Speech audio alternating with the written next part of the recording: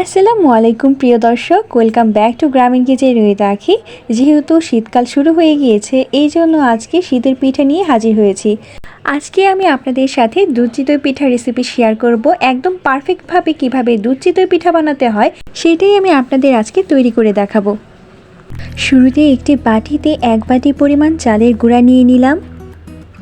এখানে আমি আওলা চালের গুঁড়াটা নিয়েছি। এতে স্বাদমতো লবণ দিয়ে দিলাম। 1 কাপ পরিমাণ কোরানো নারকেল দিয়ে দিলাম। এতে পিঠাটা খেতে ভালো লাগবে। এখন হাত দিয়ে ভালোভাবে মিশিয়ে নেব। মেশানো হয়ে গিয়েছে। এবার হালকা কুসুম গরম পানি দিয়ে মিশ্রণটা মেখে নেব। অল্প অল্প করে পানি দিয়ে মিশ্রণটা মেখে নিতে হবে।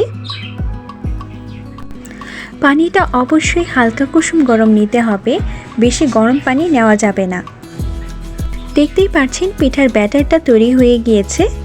অল্প অল্প পানি দিয়ে ব্যাটারটা আমি এভাবে গুলিয়ে নিয়েছি। ব্যাটারটা বেশি পাতলাও হয়নি, বেশি ঘনও হয়নি। এবার ব্যাটারটা আধা ঘন্টা থেকে 1 ঘন্টার মতো রেস্টে রেখে দেব। এতে করে পিঠাটা সুন্দরভাবে ফুলে উঠবে। এখন পিঠা ভেজানোর জন্য দুধের শিরা তৈরি করে নেব। দুধের শিরা তৈরি করার জন্য একটা পাত্রে 2 লিটার দুধ নিয়ে নিলাম। এতে 3টি এলাচ ও 2 টুকরা দারুচিনি দিয়ে দিলাম। এবার নেড়ে চেড়ে দুধটা বলক উঠিয়ে নেব। দুধ বলক উঠে গিয়েছে। এবার মিডিয়াম আঁচে দুধটা 5 থেকে 6 মিনিটের মতো জাল দিয়ে নিব। দুধ হালকা ঘন করে নেব। দুধ জাল দেওয়া হয়ে গিয়েছে। এবার চুলার আঁচ বন্ধ করে দিয়ে দুধটা হালকা ঠান্ডা করে নেব। অনেকেই বলেন গুড় দিলে দুধ কেটে যায়, এই জন্য দুধ ঠান্ডা করে নিয়ে গুড় দিলে দুধ আর কেটে যায় না। দুধ ঠান্ডা হয়ে গিয়েছে। এবার এতে খেজুরের গুড় অ্যাড করে দিলাম। এখানে আমি 250 গ্রাম খেজুরের গুড় নিয়েছি। আমি খেজুরের মুচি গুড়টা নিয়েছি, আর গুড়টা আমি কুচি কুচি করে কেটে দিয়ে দিলাম। চুলার আঁচ মিডিয়ামে রেখে নেড়ে চেড়ে গুড়টা দুধের সাথে মিশিয়ে নেব।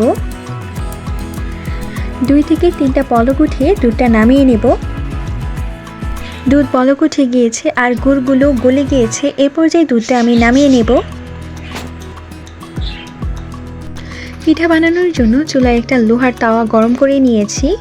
এবার এতে পিঠার ব্যাটারটা ঢেলে দিয়ে দিলাম। এবার চুলার আঁচ মিডিয়ামে রেখে 2 থেকে 3 মিনিটের মতো অপেক্ষা করব। ফিরে এলাম 2 থেকে 3 মিনিট পর। এবার পিঠাটা উঠিয়ে নেব।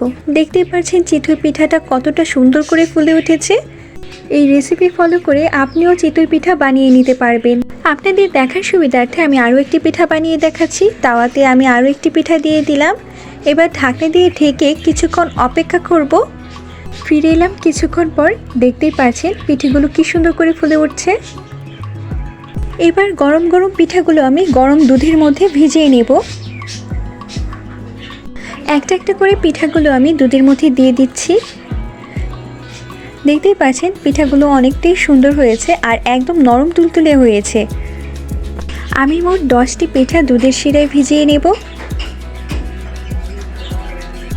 একটা একটা করে সবগুলো পিঠা আমি দুধের শিরায় দিয়ে দিলাম।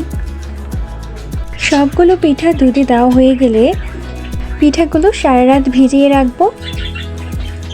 এতে করে ভালোভাবে পিঠাগুলো ফুলে উঠবে আর খেতেও ভালো লাগবে। আপনাদের কাছে যদি সময় কম থাকে তাহলে আপনারা পিঠাগুলো 2 থেকে 3 ঘন্টার মতো ভিজিয়ে রাখতে পারেন। আমার রেসিপিগুলো আপনাদের কাছে কেমন লাগে তা কিন্তু অবশ্যই কমেন্ট করে জানাবেন। পিঠেগুলো আমি সারা রাত ভিজিয়ে রেখেছিলাম। সকালবেলা পিঠাগুলো কি সুন্দর ফুলে উঠেছে দেখতেই পাচ্ছেন। আপনাদের দেখার সুবিধার্থে আমি একটি পিঠা পরিবেশন করে দেখাচ্ছি। দেখতেই পাচ্ছেন পিঠেগুলো কত বড় হয়ে গিয়েছে। সারা রাত্র ভেজার ফলে পিঠেগুলো একদম নরম হয়ে গিয়েছে আর একদম সফট হয়ে গিয়েছে।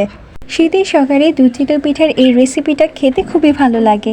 আশা করছি আজকের এই রেসিপিটি আপনাদের কাছে ভালো লেগেছে।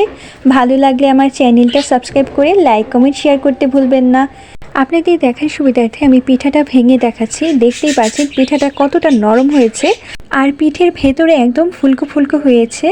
এরকম আরও পিঠের রেসিপি পেতে হলে গ্রামীণ কিচেন উইথ আখি চ্যানেলের সাথেই থাকুন। আজকের মতো এখানেই বিদায় নিচ্ছি। দেখা হবে নতুন কোনো রেসিপি নিয়ে। সেই পর্যন্ত সকলেই ভালো থাকুন, সুস্থ থাকুন। আল্লাহ হাফেজ।